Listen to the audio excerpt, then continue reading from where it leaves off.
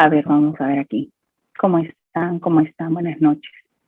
Bien, no sé si se logra visualizar aquí este protocolo, porque hoy tenemos una sesión establecida respecto a lo que es género, pero también poblaciones vulnerables. Entonces quería compartir con ustedes este protocolo que se ha emitido este 7 de marzo. Ustedes saben que siempre en Udeápolis tratamos de compartir con ustedes sobre todo material que sea bastante útil. Y este protocolo, estimados, a los que tienen el interés de aprender el tema de violencia, sobre todo desde los conceptos más básicos hasta aquellos límites que se establecen para poder emitir medidas de protección, tiene que ser un documento de lectura obligatoria, este protocolo emitido por el Poder Judicial. Si bien es cierto, tenemos ya vigente nuestro texto único ordenado de la Ley 30364, pero este texto único ordenado de manera general aborda sobre todo el tema del otorgamiento de la medida de protección y la medida cautelar. Aquí ya en este protocolo vemos con detalle, por ejemplo, que para poder emitir una medida de protección o una medida cautelar tenemos que hacer un análisis de las condiciones de vulnerabilidad, por ejemplo, de las víctimas. Y esto es importante porque el tema de hoy se centra en ello. Entonces, ya no es solamente que es un tema antojadizo, que el juez o el operador tiene que emitir una medida de protección simplemente tomando en consideración la declaración de la víctima. Tenemos, sí, un decreto legislativo que es el 1470, que nos dice a los servidores, sobre todo, bueno, a los operadores de justicia, pueden prescindir de la audiencia. Pero no significa que no tendría que darse en ningún supuesto. Incluso eso se ha llevado o ha sido materia del pleno del año pasado, del 2 y 3 de diciembre del 2021, pleno que también les voy a compartir. Es importante que nosotros estemos al día, sobre todo en aquellas decisiones que asumen los jueces. Estas reuniones anuales, tenemos sobre todo en violencia, tenemos un pleno regional, tenemos un pleno nacional sobre el tema de violencia, temática que todavía para algunos jueces está un poco partido el tema de las posiciones, ¿no? Tenemos posiciones en mayoría y también situaciones que lo que hacen es que se complique un poco el momento de otorgar, por ejemplo, incorporar temas como la tenencia, si se puede otorgar cuando está en trámite un proceso judicial de tenencia, pero lo que están haciendo los usuarios es solicitar por medida cautelar, como medida cautelar o como medida provisional, una tenencia, pese a que existe ya un proceso de tenencia en otro órgano jurisdiccional. Los jueces estaban cuestionándose hasta el año pasado si es posible emitir una medida de protección sobre esa temática cuando eso ya en otro juzgado incluso ya estaba resuelto. El cuestionamiento era, ¿se está afectando acaso a la cosa juzgada? Un juez de la misma categoría o del mismo nivel, el juez de violencia o el juez de familia, puede dejar sin efecto o puede emitir una medida cautelar respecto a la tenencia provisional cuando se afecte, claro está, la integridad de aquella víctima que puede ser como dentro de población vulnerable, por ejemplo, el niño, niña, adolescente, dentro de ese espacio del conflicto familiar en sí. ¿Se puede hacer eso? Esa es la pregunta que los jueces llevaron a un pleno. Y eso, por ejemplo, en este protocolo ya emitido con fecha posterior a ese pleno, asume como postura cuál es el procedimiento o cuál es la forma que usted va a tratar para poder emitir esa medida cautelar. Algo que todavía está siendo cuestionado, entiendo que hay algunos abogados, sobre todo, que generan algunos cuestionamientos, porque prácticamente el espacio o la vía ordinaria o esa ordinarización de los procesos de familia, sobre todo referidos a temas tan sensibles como son la tenencia, el régimen de visitas, el tema de los alimentos también, porque son medidas cautelares que pueden emitirse en el tema de violencia. Y estamos en esa lucha si es que se convierte el espacio de violencia aquella arma o aquella herramienta que está siendo mal utilizada por algunos usuarios. Y eso es justamente el nuevo tipo de violencia que se ha aprobado este año, que es el acoso a través del proceso judicial. Entonces, doctores, todo tiene una relación respecto a estas últimas modificaciones que se han venido dando y este protocolo, estimados, nos soluciona en gran medida el tema de las actualizaciones que se han venido dando, porque ya tiene su protocolo en detalle los nuevos tipos de violencia, por ejemplo, el tema de la violencia física, psicológica, sexual, la violencia económica, la violencia a través de acoso, de procesos judiciales, el hostigamiento sexual. Entonces, incluye otros tipos y otras modalidades. Por eso Este protocolo, estimado River, yo en este momento se lo estoy enviando al interno para que pueda ser colgado en la plataforma de Udiápolis, y a todos los que estamos inscritos y podamos o tengamos la opción de descargar este protocolo, así como los plenos que son tan importantes, el pleno regional del año 2020, que se dio en octubre del año 2020, y el pleno nacional de violencia que se ha dado el 2 y 3 de diciembre del año pasado. Ojo, nosotros que nos gusta el tema de familia, que nos apasiona el tema, este tema tan importante, tenemos que estar al tanto de todos los plenos. Alguien por ahí me dijo, doctora, pero si los plenos no son vinculantes y al final, bueno, el juez puede decidir, o dependiendo del juez que esté de turno, podría si de alguna manera toma en consideración ese pleno o se aparta del mismo, porque no es obligatorio, claro. Pero también tengamos en cuenta que en esta reunión de jueces que se da de manera anual, son justamente en razón de ellos que van a decidir o van a tomar esa decisión respecto a un caso específico. Y nosotros tenemos que tener como fundamento incluso de una apelación. Hace unos días justamente me consultaron eso en el tema de que se había otorgado una medida de protección y también una medida cautelar de tenencia, y me dicen, doctora, aquí en la apelación podría utilizar el argumento de la cosa juzgada porque ya hay un proceso ordinarizado de tenencia, podría utilizar, ese podría ser mi fundamento en la apelación, me lo dijeron en una ponencia. Obviamente yo no puedo responder ese tipo de situaciones, pero le dije, la respuesta de eso ustedes lo pueden encontrar en el pleno del 2 y 3 de diciembre del año pasado. Ahí les da justamente cuáles han sido esos sustentos para esas dos posturas. Porque usted va a tener una postura que le va a decir, efectivamente, hay una afectación o no a la cosa juzgada, y en otro supuesto va a decir, se protege la integridad de la víctima, en este caso grupo vulnerable, niño, niña, adolescente, y procede, en este caso, de que se dé esa variación de la tenencia a través de una medida cautelar.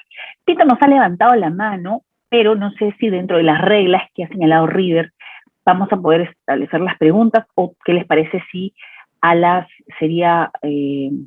8 de la noche, claro, podríamos empezar con las preguntas para tener un poco de orden y poder avanzar, porque sé que lo que el día de hoy queremos es justamente aprender conceptos, más allá de quedarnos en temas de conversación. Yo creo que el día de hoy vamos a venir a aprender, sobre todo en temas específicos, como es el tema del otorgamiento de las medidas de protección y cautelares en el marco de la ley 30364, que está muy ligado al tema de violencia.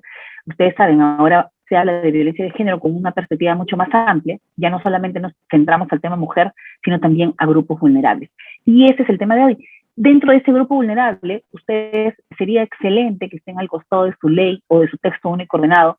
Revisemos el artículo 6, revisemos el artículo 7 y el artículo 8. Sobre todo en el artículo 7, que es ámbito de protección, ustedes pueden encontrar el sujeto activo, pueden encontrar el sujeto pasivo. Dentro del sujeto pasivo encontramos, inciso A, mujeres en todo su ciclo de vida, es decir, como sujeto pasivo de violencia puede ser cualquier mujer, y el sujeto activo respecto a esa violencia que recae en una mujer también puede ser cualquier persona, puede ser mujer, hombre, puede ser incluso un adolescente, puede ser un adulto mayor, puede ser un integrante de su grupo familiar, o también puede ser que sea su vecino, una expareja, un exconviviente. No necesariamente tiene que tener una vinculación con ella. Eso es lo que quiero que tengan claro respecto al inciso A. Pero respecto al inciso B, estimados, ahí sí entramos a lo que es integrantes del grupo familiar. Y dentro de los integrantes del grupo familiar nos dice, pongan especial atención dentro de los grupos vulnerables. ¿Quiénes o qué entendemos por grupo vulnerable? Por ejemplo, imaginemos, categoría niño, o categoría niña o adolescente. De por sí esa categoría pertenece a un grupo vulnerable, que tiene que tener una especial protección. Es por eso que en todos los procesos en los que interviene un niño o un adolescente, tenemos un protocolo para poder entrevistarlo, tenemos un protocolo para poder asegurar su participación durante el proceso. Y ustedes recordarán que recientemente en el EP, no sé si ahora les puedo compartir, voy a buscar aquí, el doctor Félix Ramírez sacó una resolución, una sentencia, en la que, por ejemplo, se quería asegurar la participación del niño, porque la defensa que estaba dando hasta ese momento su madre, como parte de su representante en este proceso, era una defensa que no estaba adecuada, más bien que no cuidaba o cautelaba los intereses del niño. Entonces, el juez, al identificar eso dentro de un proceso, determinó que se le fije un abogado de oficio, miren ustedes, para que cautele dentro de ese proceso judicial los intereses del niño. O sea, un abogado para el niño. Ahorita lo voy a buscar y les voy a mandar el link rapidísimo. abogado de oficio niño, Félix Ramírez. El doctor Félix es un juez superior de la Corte de la Libertad, perdón, juez especializado de la Corte de la Libertad, pero ha estado como juez superior en un tiempo y ahí ha podido emitir esta resolución tan importante. A ver, vamos a ver aquí, rapidísimo, porque es importante que ustedes la revisen. Establece fundamentos importantes. Defensa.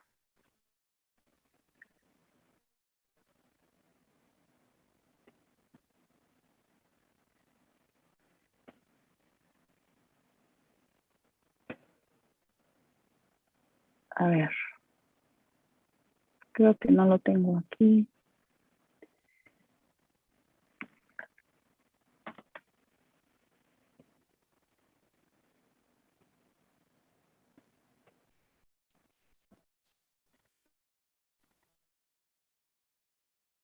Aquí les envío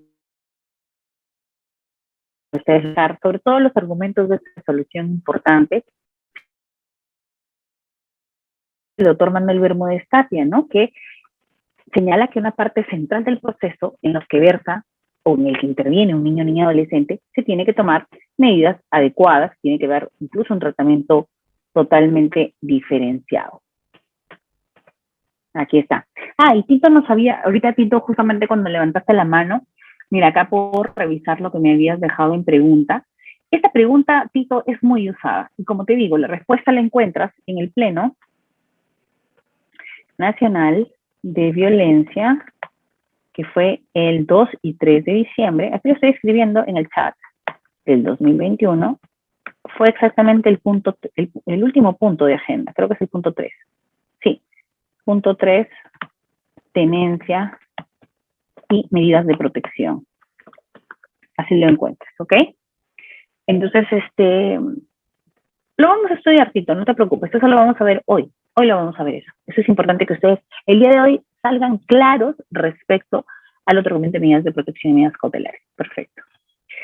Vamos avanzando con la expo. A ver aquí. Aquí está. Miren, este protocolo, como les digo, tiene una base y un sustento normativo importante: Constitución Política, Convención Americana sobre los Derechos Humanos, Convención sobre la Eliminación de toda forma de discriminación contra la mujer. Tenemos la Convención sobre los Derechos del Niño, importante la convención porque cuando nosotros emitimos una medida de protección señalamos y decimos, claro, efectivamente, en el marco del cumplimiento de esa convención, se tiene que asegurar una vida libre de violencia de los niños, niñas y adolescentes. Y eso es lo que se está dando actualmente. Hoy también vamos a conversar acerca del mal uso de las herramientas judiciales, que es un dictamen un informe de adjuntía que emitió la Defensoría del Pueblo en el marco de sus 25 años, y le corrió traslado al Ministerio de Justicia, le corrió traslado a la Fiscalía, al Ministerio Público, y le dijo, señores, ustedes tienen que hacer algo porque lo que está pasando, y es el caso mediático un caso mediático tal vez, por decirlo así, el caso de Melissa Paredes. En ese caso ustedes han visto que hubieron o se denunciaron hechos de violencia de ambas partes, tanto la madre respecto del padre como el padre respecto de la madre. Y al final, ¿qué hizo en ese caso el Centro de Emergencia Mujer o el Ministerio de la Mujer? Terminó denunciando por violencia psicológica a los padres respecto de la niña. Y que efectivamente o exponer de esa manera a los hijos a través de sendas denuncias de ida y vuelta en razón de querer utilizar o mal utilizar una herramienta judicial para obtener otro provecho, como por ejemplo cambiar la decisión de una decisión que ya a nivel de juzgado incluso ha tomado la calidad de cosa juzgada, como en el caso de la tenencia. Si yo quiero variarla, prácticamente la herramienta que utilizan o que mal utilizan los abogados o los usuarios es, vamos a decirle al niño, bueno, voy a hacer mi régimen de visitas con externamiento, voy, retiro del niño y le digo, por favor, cuéntame, tal vez tu mamá te grita cuando no haces tu tarea, tal vez te baña cuando no quiere, no sé, cualquier situación que en el día a día de tener y criar a los niños, que es tan difícil, es una tarea que a veces también implica un grado de corrección, no de castigo físico, pero sí de corrección, pero que puede ser mal utilizada a veces y señalar que eso es violencia psicológica. Ir a la comisaría, el padre puede ir a la comisaría con el niño y decir, Sí, efectivamente, ella tiene la tenencia, ella tiene incluso, estoy pasando, cumpliendo los alimentos de mi niño, pero ella no le da de comer a las horas. Tuve un caso de que no le daba de comer la comida caliente, y como los niños no comían comida fría, sino que querían comida caliente, para él era eso violencia psicológica. Entonces, o maltrato a sus hijos, o desatención o desprotección a sus hijos. Y que como él ya no vivía en esa casa, entonces eh, ella al salir o al dejar cocinado para irse a trabajar, eso era eh, violencia hacia sus hijos.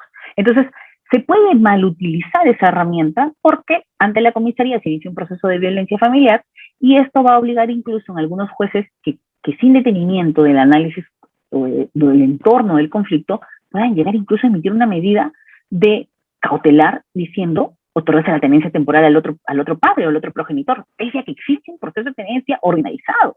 O incluso, como dice el Pleno, puede ser que todavía no se ha emitido una decisión definitiva, o incluso todavía no se inició un proceso judicial sobre tenencia. Pero ya usted está en la comisaría pidiendo usted tener la tenencia de ese niño, alegando ese tipo de maltratos, castigos.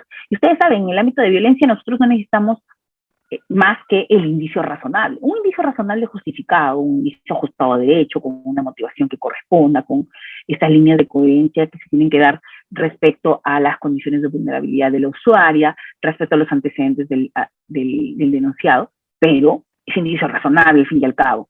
Entonces, importante tener en cuenta esta convención sobre los derechos del niño, porque a partir de eso el Centro de Emergencia Mujer está empezando a denunciar por violencia psicológica a los padres que entran en conflicto, en denuncias o de agresiones mutuas muchas veces, y se está pidiendo de que intervenga tanto la DEMUNA en aquellas zonas donde no existe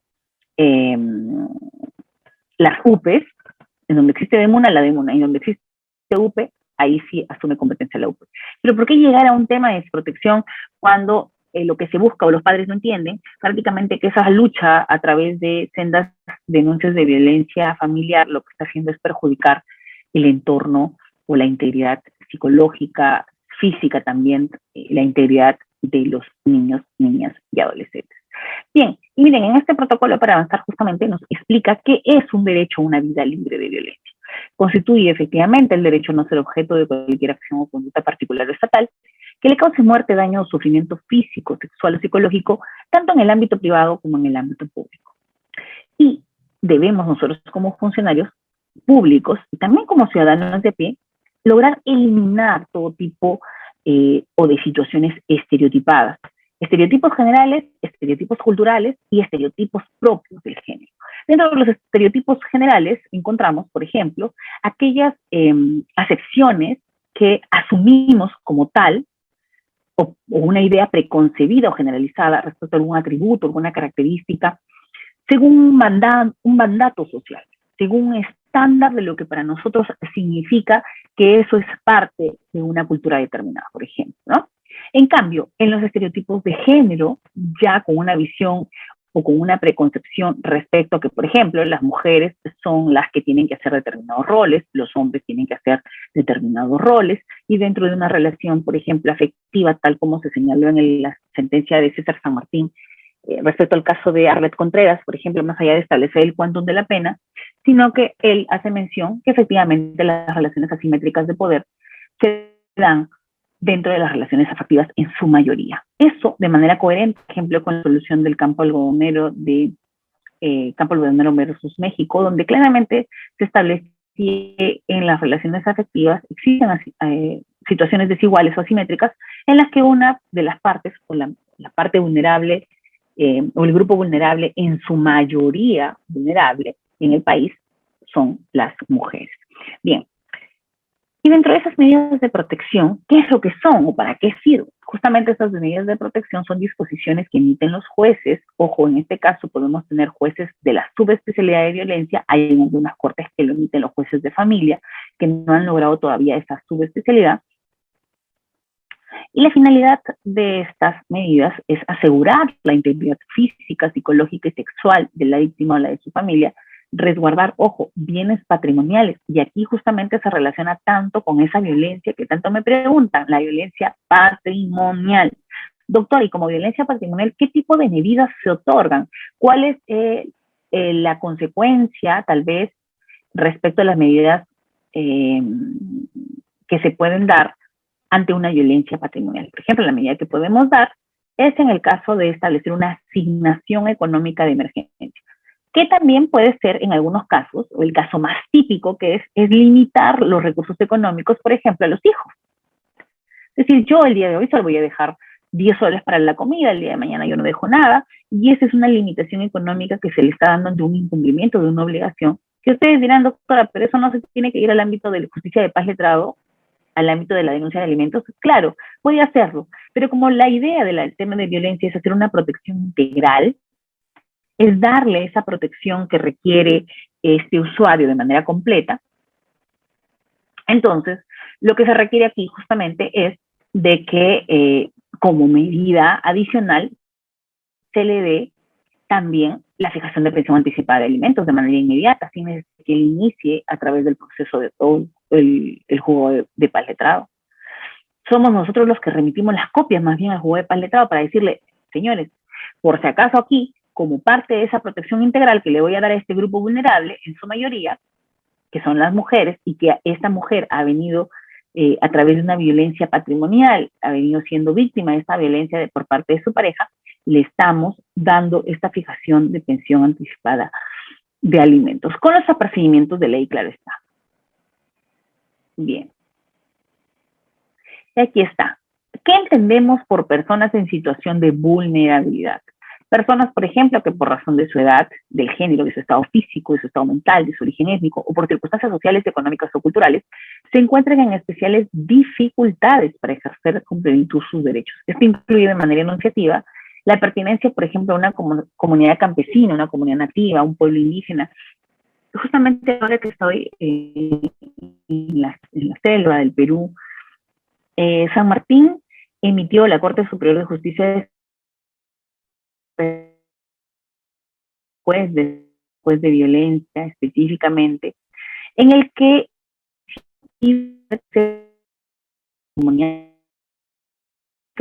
eso, porque emitir una medida de protección dentro de una comunidad nativa, donde los pobladores de la comunidad nativa tienen su propio orden o su propia línea de, claro, de orden dentro de la comunidad, y que no existen esas líneas de acercamiento entre la justicia comunal y la justicia ordinaria, esta juez trató de enlazar y poder hacerle entender a la comunidad, más allá de ejercer un apercibimiento, para que se le pueda notificar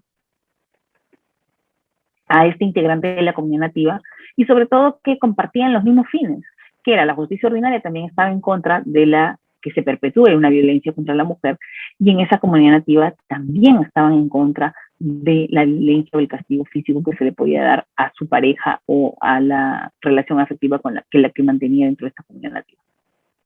Entonces, esas son las decisiones justamente que deben ser publicitadas, que son decisiones que permiten que se pueda ejecutar una medida de protección dentro de una comunidad nativa, por ejemplo, ¿no? Miguel Maquera, estoy tomando nota a todos los que me están alzando la mano, tanto hace un momento Julio, Miguel, sino que habíamos quedado que 7:30 íbamos a empezar con a las 8 íbamos a empezar con las preguntas. Tal vez un poquito antes, 7:15 vamos a iniciar con las preguntas para poder avanzar con la clase, porque si no luego ya no avanzamos con los conceptos. Quiero que hoy vayan claros con el tema de este protocolo. Vamos a avanzar. Miren, y aquí ustedes se encuentran también los tipos de violencia económico-patrimonial. Dentro de la violencia económica, por ejemplo, es una acción o omisión que genera una pérdida o disminución de recursos económicos o patrimoniales a las mujeres por su condición de tal, o contra cualquier integrante del grupo familiar en el marco de una relación de poder, una relación de responsabilidad o una relación de confianza. Y ahora ustedes me dirán, doctora, sí, aquí tenemos ese tipo de violencia que la voy a resaltar. A ver, vamos a ver acá. La medida que se tiene que emitir ante esta violencia económica, ¿cuál es? Entonces, nos vamos a ir a las medidas. Miren.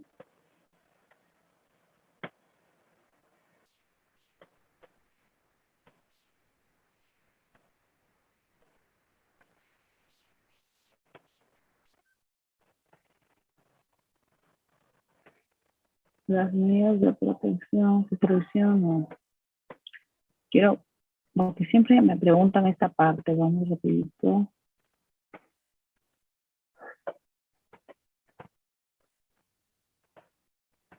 Aquí es.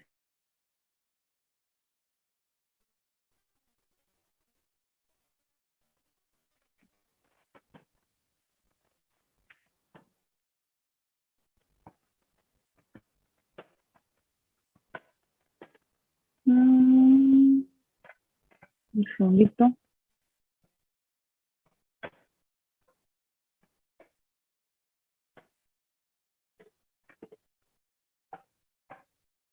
A ver, un segundito, un segundito.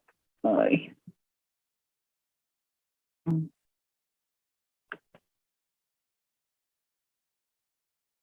Aquí está, aquí está. Económica, ¿de qué medida? Ya. Se va a ir acá a la página 21, asignación económica de emergencia. ¿Qué es lo que comprende? Las necesidades básicas de la Doctora, víctima, no se le escuchó. sus dependientes. Doctora, no se le escuchó referente a la protección. Ahora sí, doctora, referente a la protección, por favor. A ver, mejor voy a sacarme los audífonos, creo que eso está impidiendo. Sí, doctora, ahora sí. Ahí estamos, ¿claros? ¿Sí? Listo. Les decía, por ejemplo, ustedes identifican una violencia económica. Entonces la pregunta es, doctora, ¿qué medida se tiene que emitir ante esa violencia? Entonces se van ustedes acá a la asignación económica de emergencia. Comprende una suma de dinero indispensable para atender las necesidades básicas de la víctima y sus dependientes. La asignación debe ser suficiente e idónea para evitar que se mantenga o se coloque a la víctima en una situación de riesgo frente a la persona denunciada o que ésta ingrese nuevamente a un ciclo de violencia. En ese sentido, esta medida se encuentra orientada a cubrir gastos urgentes, dice aquí, miren. El pago de esta asignación se realiza a través de un depósito judicial, a través de la agencia bancaria, y justamente, miren, quiero entrar en esto porque nosotros lo que hacemos es que en la disposición, o en la resolución que se emite la medida, se ordena de una vez... Disculpen, se ordena en ese acto de que el Banco de la Nación aperture cuenta. Incluso, miren, se puede aperturar cuenta directamente a los niños cuando quiere usted darle la asignación solamente a ellos en específico. Puede pedirle al Banco de la Nación que aperture en nombre de ellos incluso la cuenta. Entonces, ¿cuáles son los medios? A través del depósito judicial para no tener o evitar ese contacto nuevamente del denunciado con la víctima. Pero, ustedes miran, doctora, ¿a qué se refiere una asignación económica de emergencia? ¿Esto es en realidad la fijación anticipada de alimentos o es otro concepto? Miren lo que dice acá. Sobre ello, debe considerarse que su otorgamiento, o sea, el otorgamiento de la asignación económica de emergencia, no impide que la juez o el juez puedan disponer también como medida cautelar la asignación anticipada de alimentos. Entonces, doctor, estamos hablando de dos cosas diferentes. Una cosa es la asignación anticipada, la asignación económica, y otra cosa es la asignación anticipada de alimentos. A ver, tal vez alguien de aquí del público me pueda, ya que había alguien de ustedes alzado la mano, sería bueno, ¿qué es lo que entienden ustedes por ello? Si desea alguien alzar la mano en este momento, ya que es oportuno. Estamos con más de 227 conectados, estimado River. Tenemos es la doctora Tania Carolina Bocanegra Ríos. Domingo a las 7 de la noche, la verdad que quedo sorprendida. Eric Buitrón, a ver si... Doctor Eric, adelante, doctora, le damos la oportunidad. Doctora, buenas noches. ¿Cómo estás, Eric? Buenas noches. Con respecto a la medida anticipada, a grosso modo viene a ser, si en caso de ser funcionario público, viene a ser el descuento directo por planilla, emitido antes que el juez haya dictado una sentencia, ¿no? O sea, es como un adelanto o algo así. Ya, muy bien, Eric. Miguel. Tenemos al doctor Miguel Maquera. Doctor Miguel Maquera, adelante, por favor. Buenas noches, doctora. Buenas noches con todos los presentes. ¿Cómo estás, Miguel? Bueno, yo entiendo por asignación de emergencia por ejemplo, en casos de que un menor es trasladado de un lugar donde reside a otro lugar, ¿no? Para tal efecto necesita para su comida, sus alimentos, y necesariamente tiene que ser de manera inmediata, porque eso no se le va a pedir a que se le descuente por vía asignación anticipada de alimentos. Por ejemplo, en San Martín no existe lugares de acogida cerca, el único lugar donde existe es en Rioja.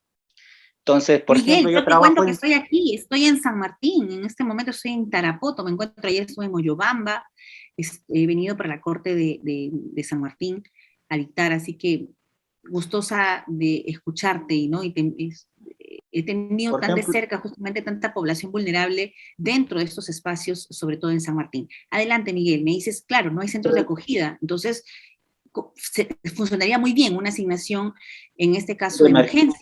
Porque claro, si esperamos una asignación anticipada, imagínate, la asignación anticipada puede ser en razón de tal vez un monto de 300 soles mensuales, como un tema prácticamente de alimentos, pero lo otro es, necesitamos un traslado. Ahorita necesitamos, por ejemplo, el tener o alquilar un cuarto o alquilar un hotel para mantener a esta persona mientras que sea trasladada, se necesita una cantidad de dinero. Entonces, esa asignación económica se le puede dar para cubrir esas necesidades de manera urgente.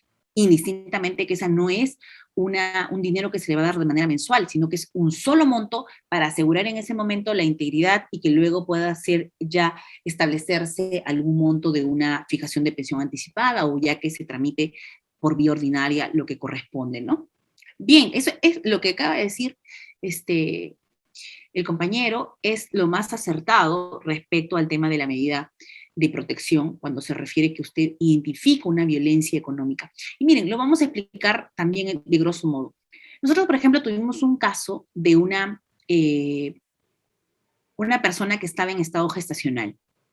Entonces, miren, si yo fijo y que no estaba casada con el señor, en este caso con el denunciado.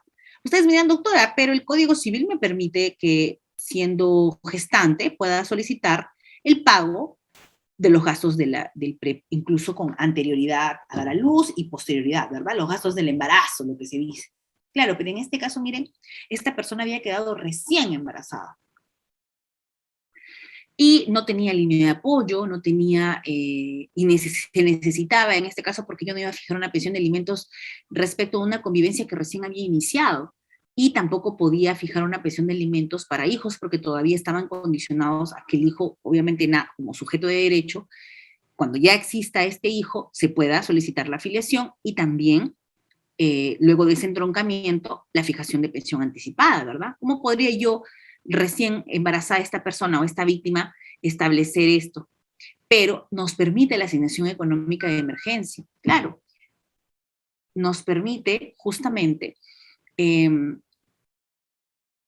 que se le pueda dar una asignación económica como tal, para poder cubrir, como dijo el compañero, de manera urgente, alguna atención de un traslado, alguna atención de una situación muy urgente en ese momento, hasta que se fije una pensión o hasta que se determine incluso la tenencia. Puede ser que estamos hablando de un niño en el que todavía yo no sé quién es el que va a cubrir o quién se va a quedar con la tenencia en este caso, pero corresponde dar una asignación de emergencia, no como alimentos, sino como algo que me asegure en ese momento la integridad de la parte vulnerable. Yo entiendo que sobre esto hay muchas preguntas, porque hay muchas personas que solicitan la violencia económica, por ejemplo, cuando hay gastos de tarjetas de crédito, cuando dicen, doctora, miren, mi pareja me ha hecho sacar una tarjeta de crédito y yo he sacado todos los alimentos, cosas que él me ha pedido, incluso estamos construyendo, o no sé, o acomodando algo, y todo ha sido con mi tarjeta de crédito, y él el día de hoy ya no ha despertado en mi cama, se ha llevado todo, y se ha ido de mi casa, entonces yo quiero denunciar violencia económico-patrimonial. ¿Estaremos correctos en ello? ¿Han tenido algún caso así? A ver, Jenny Luz Paredes, te doy la opción de que intervengas. Doctora Jenny Luz, está activo su audio. Adelante, por favor.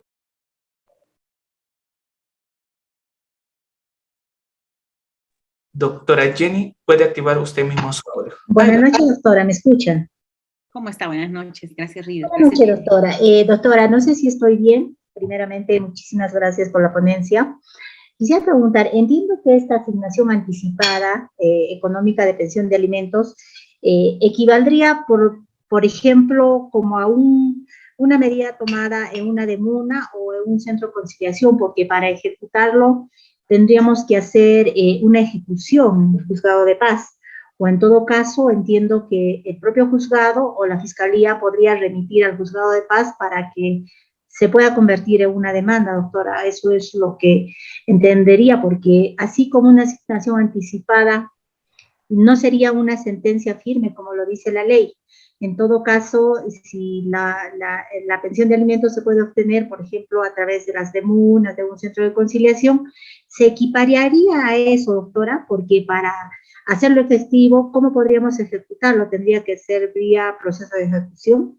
Esa es mi pregunta, doctora. Gracias. ¿Cómo estás, Jenny? Buenas noches. Sí, miren, lo que pasa es lo siguiente. La intención del ámbito de violencia era que, por ejemplo, llegaba la víctima, ¿ya? A que le den una medida de protección, por ejemplo, la general, que es la prohibición de agresión, bajo un apercibimiento, y ahí doy respuesta a la pregunta que me estaban haciendo también al interno, ¿qué pasa si no cumple? Entonces tengo que ejercer primero un apercibimiento. Y dentro del apercibimiento, por ejemplo, es de que si incumple, se pueda iniciar el proceso de desobediencia a la autoridad. Para el proceso de desobediencia a la autoridad, ya ustedes saben que se tiene que tener unos requisitos previos, sobre todo en el tema de notificación, ¿verdad? Entonces, a lo que me preguntaba Jenny, me dice, doctora, ¿cuál ha sido la intención prácticamente de esta norma de violencia?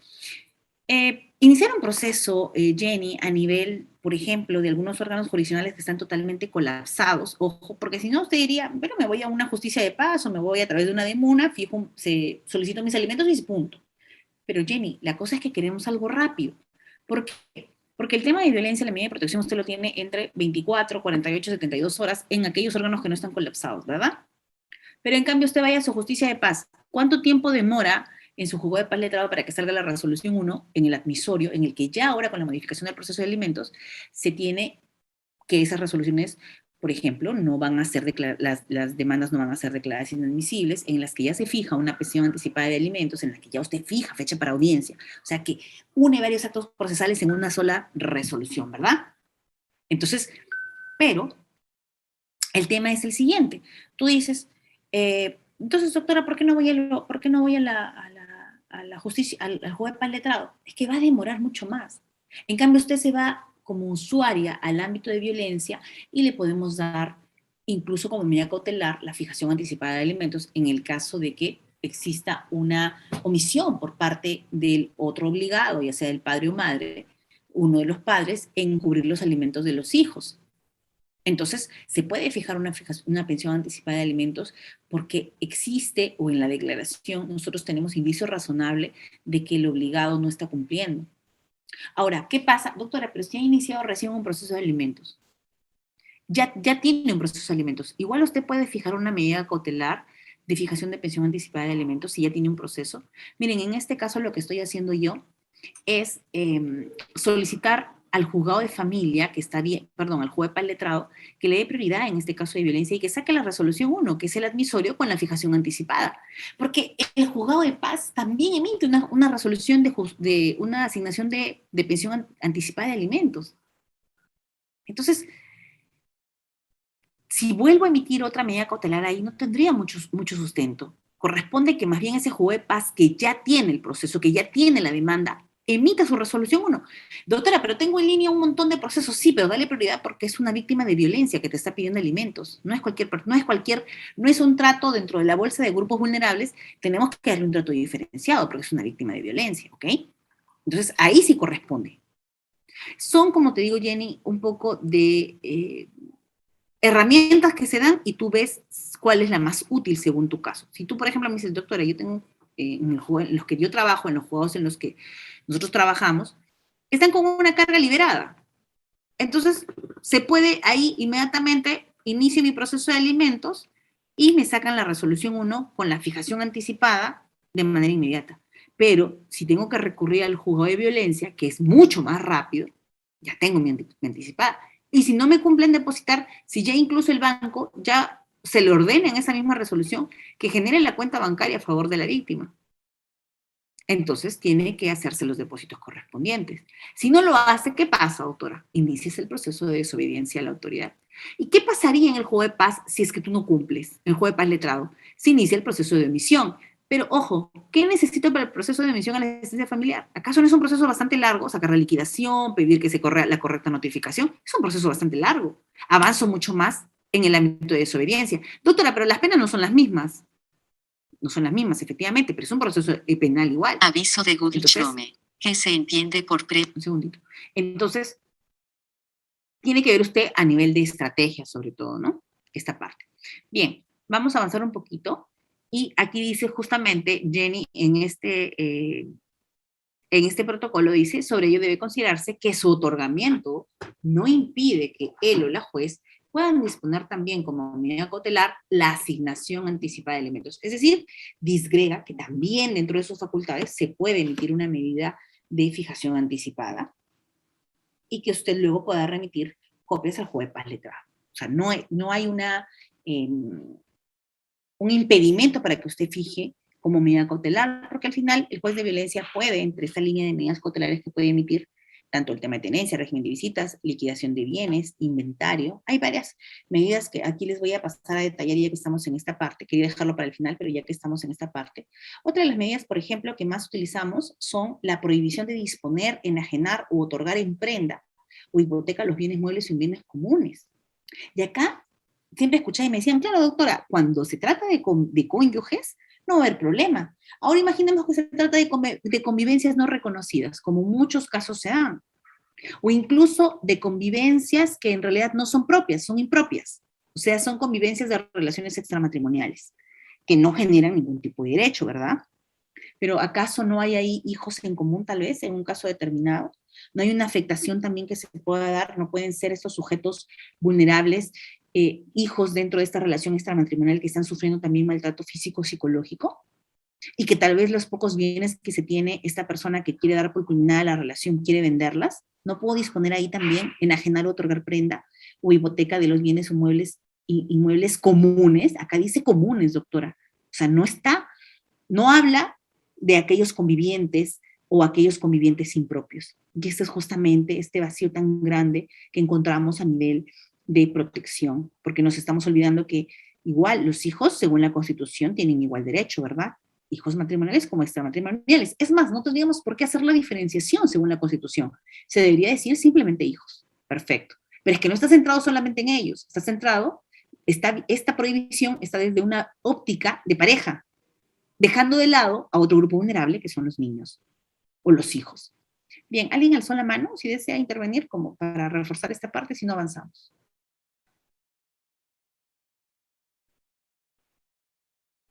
No, doctora, puede continuar. Gracias, River.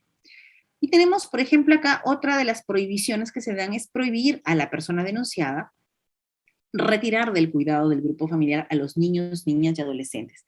A ver, ¿qué entienden ustedes aquí con la prohibición de retirar del cuidado? ¿Acaso esa medida de protección no es prácticamente determinar la tenencia? Claro, porque imaginemos que llega un conflicto familiar, ¿verdad? Hay una violencia, incluso se pueden denunciar ambos, tanto el padre a la madre como la madre al padre, pero se está solicitando las medidas de protección. Dentro de esa, usted dicta la que dice prohibido retirar del cuidado del grupo familiar a los niños, niñas y adolescentes u otras personas en situación de vulnerabilidad. Requiere evaluar la pertinencia de dictar medidas cautelares en relación a la patria potestad, al régimen de visitas, al sistema de apoyos y salvaguardias, a la tutoría, entre otros. Es que, claro, usted está determinando aquí, esa prohibición de retirar significa que usted no va a tener la tenencia, quien va a tener la tenencia es la otra parte, y que usted tendría que tener en todo caso un régimen de visitas. Y ahí analizaremos qué tipo de régimen de visitas. Doctora, ¿eso de manera ordinalizada o de manera temporal o provisional? De manera temporal o provisional, claro. Nosotros no analizamos el tema de medidas, solamente vemos el tema de medidas de protección y medidas cautelares. Nosotros no vemos el tema de la ordinalización misma de este proceso. Eso ya se vería dentro de un espacio más grande, de mayor protección, ¿bien? De mayor etapa probatoria sobre todo. Y la medida más común en este caso es el tratamiento reeducativo terapéutico para la persona denunciada. así como también el tratamiento psicológico para la víctima. Son el psicológico y el reeducativo o terapéutico.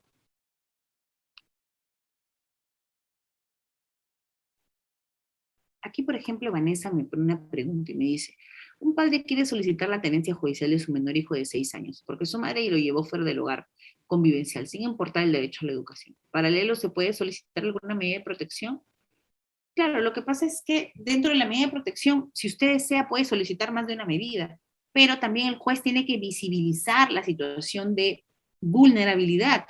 Y es justamente el juez, en ese primer contacto que tiene con la víctima, que va a poder determinar qué otras necesidades usted requiere. Tal vez no solamente es víctima de violencia sexual, patrimonial, económica, tal vez está siendo sujeta a otro tipo de violencia y que puede identificarse y según eso darse una medida de protección coherente o correspondiente. Sobre eso no hay problema. Bien.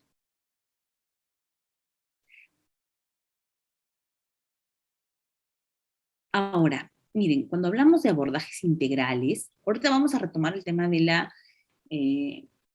lo que habíamos conversado acerca de la tenencia, ¿ya? Que es algo que siempre me vienen preguntando. Pero vamos acá rapidito a darle sobre el tema de la integralidad.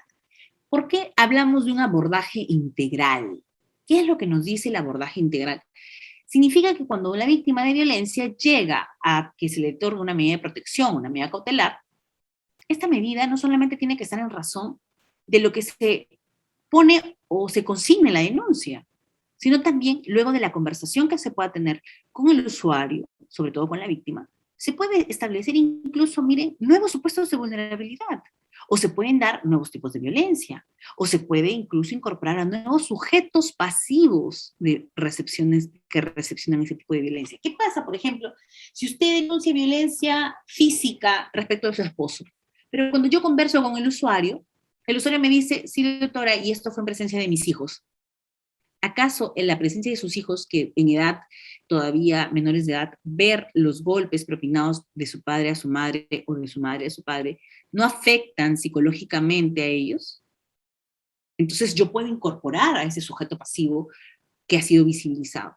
Entonces usted puede pedir en esa gama de medidas de protección, las que usted requiera, las que usted considere pertinentes, pero va a ser el juez el que le va a dar las medidas más adecuadas.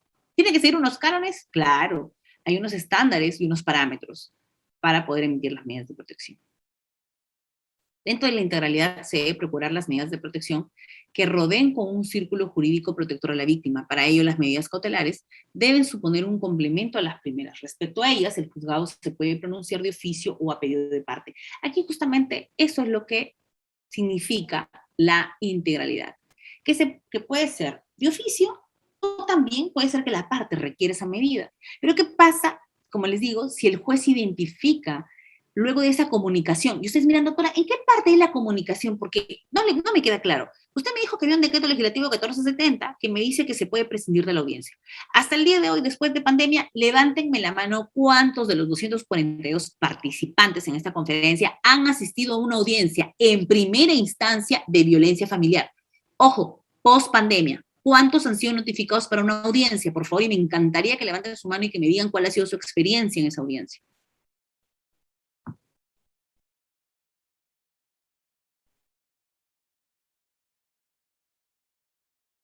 A ver. Si le pueden levantar la mano. Bueno, acá me escribieron, a ver. Doctora, buenas noches. En la demanda de alimentos se puede pedir a su vez la asignación. Claro, Marcial. Usted en la demanda de alimentos, de manera que usted ingresa a la demanda y de manera acumulativa, ahí mismo, pide la fijación de prestación anticipada de alimentos. Incluso si usted no lo solicite, le van a otorgar, porque ahora es así, a partir de la modificación del proceso de alimentos, que es la, ¿cómo se llama? El proceso de alimentos virtual, ¿no? El nuevo proceso virtual de alimentos, que se llama. Moisés me dice, no, doctora, se prescindió de la audiencia. Claro, es que Moisés es algo que en la mayoría de órganos jurisdiccionales están llevando a cabo, prescindir de la audiencia. Ahora, que alguien me muestre ¿dónde dice que estamos prohibidos de realizar audiencias post pandemia? En realidad no hay ninguna prohibición, sino que los jueces han tomado, y que eso se llevó incluso al Pleno a decir, ¿Se necesita prescindir de la audiencia en todos los casos? ¿Qué pasa cuando sí quiero llevar una audiencia? ¿Puedo hacerlo? ¿Estoy incumpliendo tal vez algún dispositivo por lanzar una audiencia, por hacer una audiencia? Esa es la pregunta que se vienen haciendo.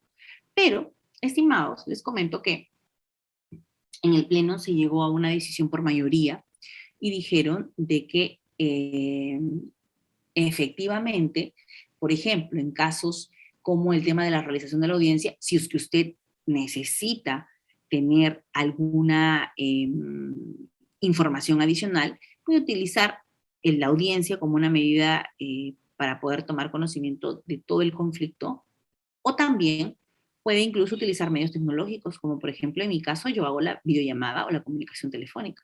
Para mí me es más sencillo comunicarme de manera telefónica, dejar mi constancia de la comunicación para poder tener esa entrevista con la víctima, y también yo, ojo, llamo al denunciado y así me evito muchos problemas, sobre todo en temas de notificación, cuando me dicen, no, ese ya no es su dirección, ese no es su domicilio, ese teléfono que consignó era errado, etcétera.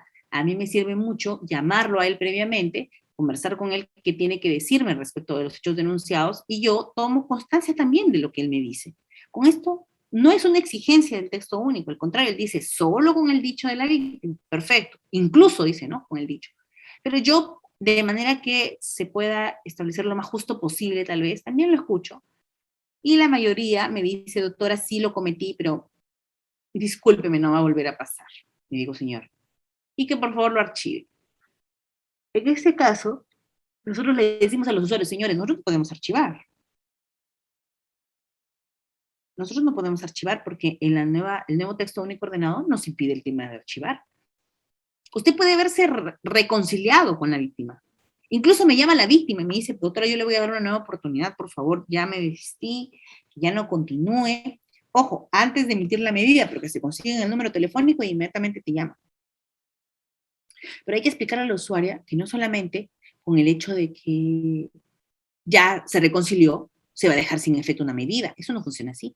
La medida de protección se emite porque el hecho violento se registró, indistintamente que posterior se hayan reconciliado. Eso no va a variar. O sea, la situación de la violencia que se reprime o que se repudia por la sociedad es el hecho de violencia en sí, indistintamente de que se haya dado un ámbito privado o un espacio privado como es un domicilio. Pero ese problema trasciende al espacio privado y se convierte en un problema público. Y por lo tanto existe incluso una política y un plan nacional para reducir esos índices de violencia. Perfecto. Aquí Analic me ha puesto un caso, pero yo no voy a poder resolver casos en este momento. Tienen que decirme las consultas, yo no puedo porque soy juez, tendrían que en todo caso de manera bastante genérica, o si no, acudir a la defensa pública gratuita de las instituciones del Ministerio de Justicia. Tito, ¿alzaste la mano? No hay ningún problema, podemos conversar. Excelente, doctora. Doctor Tito, buenas noches. ¿Está activo su audio? Adelante, por favor. Buenas noches, doctor. Buenas noches, doctora. Doctora, ¿no le parece que con esas audiencias de medida de protección que realiza el juzgado de familia, en donde no requiere la audiencia en sí, la participación de las partes, no habría la vulneración del derecho de defensa por la otra parte? Muy amable, doctora, por la respuesta. Hola, Tito, gracias. Te cuento que esa pregunta que tú me haces, la pueden encontrar, la respuesta. Yo siempre dando respuesta a través de lo que ya ha sido estudiado. Lo puedes encontrar, mira, 3378-2019. Obligatoria lectura, estimados, ¿ok? Tribunal Constitucional. En el 3378-2019, ahí lo he puesto, lo voy a volver a consignar. Es más, se va a colgar también Reader en la plataforma, el 3378-2019. Dentro de sus fundamentos, ojo, ha venido incluso en los exámenes ya de acceso a la judicatura, incluso en los exámenes de supernumerarios, siempre utilizan como parte de las preguntas o el evaluatorio de preguntas, qué es lo que dice la 3378-2019. Y es la respuesta justamente de lo que hace nuestro estimado Tito.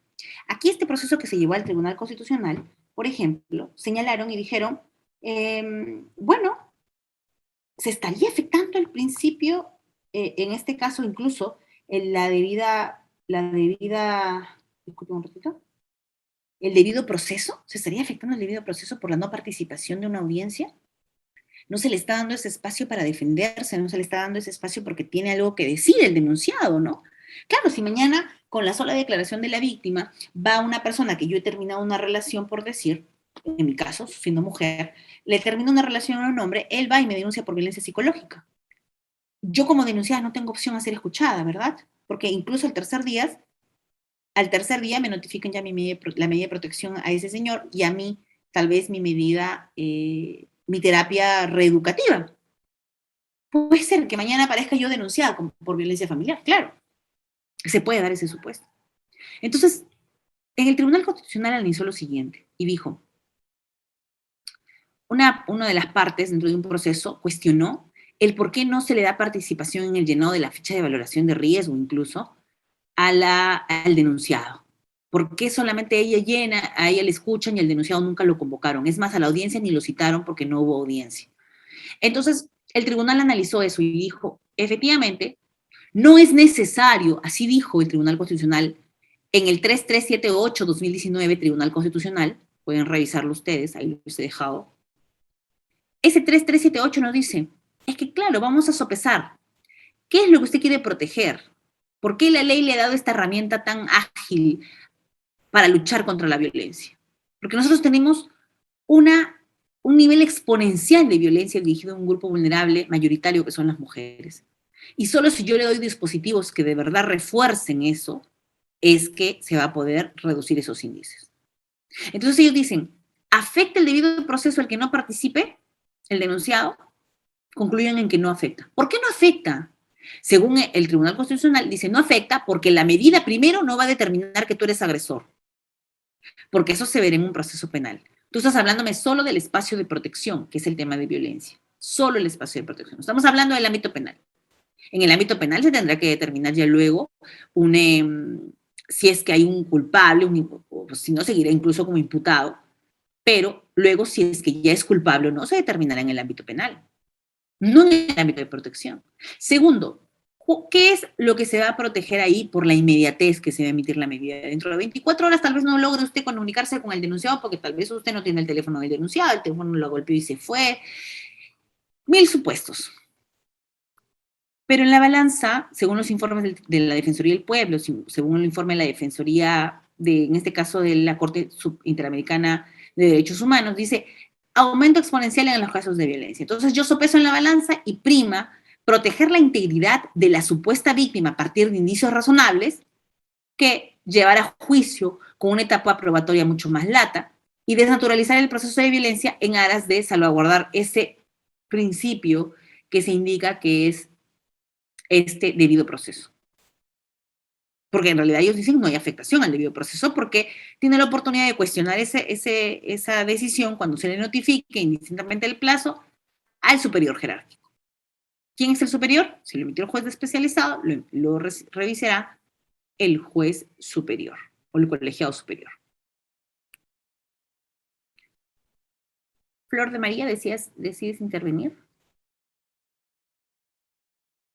Doctora Flor de María, está activo su audio. Y bueno, vamos a dar paso a los participantes que no hayan hayan realizado su pregunta. Por favor. Mejor, sí, líder, tú por favor, usted maneja eso. Listo, doctora. Me apoyas con eso, gracias. Para servirle, doctora. Buenas noches. Sí, mi pregunta iba en el sentido, se tiene un proceso de alimentos, ya se dictó una medida anticipada de alimentos, no cumple con la medida anticipada de alimentos. ¿Qué es lo que ya pasaron cerca de 6 meses? No se puede reprogramar la audiencia porque la jueza lo ha llamado por teléfono varias veces y él cambia el número de teléfono. Claro. Y todavía dentro de su cinismo, ¿no? Exige que le comuniquen a la jueza su nuevo número de teléfono, ¿no? Para que ella se vuelva a comunicar con él, ¿no? Suele pasar. Ahora, dentro de este proceso, él no pasa la anticipada, tiene 4 menores, ¿no? Da 100 soles por cada uno, 400 soles, no lo pasa, sabe, está notificado. Se ha reprogramado la audiencia por el tema de que él ha cambiado los números de teléfono. Ahora, uno de los menores ha sido ya diagnosticado con un certificado de discapacidad por el salud. CONADIS. Ajá, y ya por el CONADIS, sí, ya CONADIS. la jueza, a pesar de que no está dentro del petitorio inicial de la pensión de alimentos, debe pronunciarse sobre esa discapacidad y ya dar una pensión de por vida a ese menor, porque ya tiene un nivel de, o sea, ya está emitido por el CONADIS y ya está el certificado de discapacidad, y la jueza me ha solicitado que le envíe el certificado incluso, ¿no? Debe pronunciarse, aparte de la pensión de alimentos, también debe pronunciarse sobre el tema de esa pensión de discapacidad de por vida para el menor. Mira, nosotros dentro de nuestras facultades, la fijación de pensión anticipada de alimentos, ella me imagino que dentro del tercer día, ella ya lo emitió.